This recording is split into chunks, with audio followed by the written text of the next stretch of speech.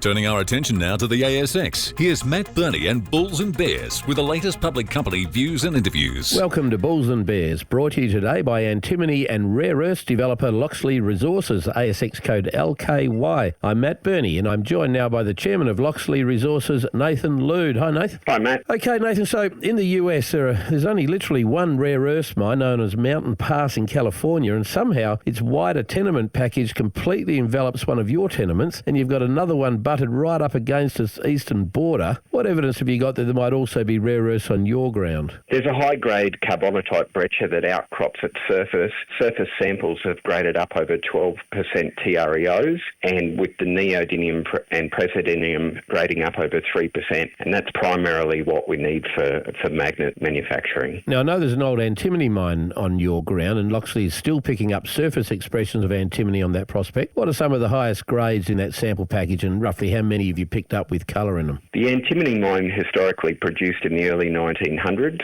via surface adits and also trenching. We've seen grades from surface samplings up over 46% antimony, which is significant. Now, I know the Trump-led White House is feverish about trying to secure US supplies of critical minerals, and they've even announced recently a $1 billion funding program for people involved in it. How does little old Locksley Resources in Australia get a piece of that $1 billion?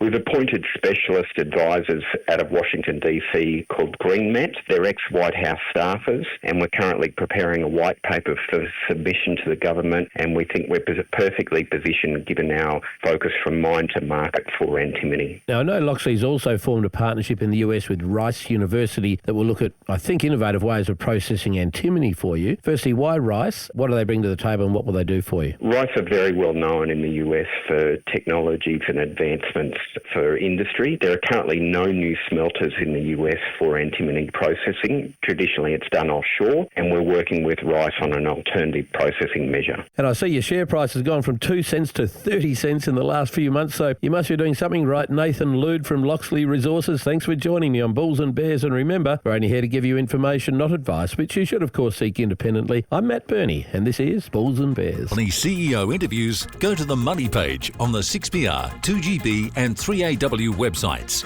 and click the Public Companies tab.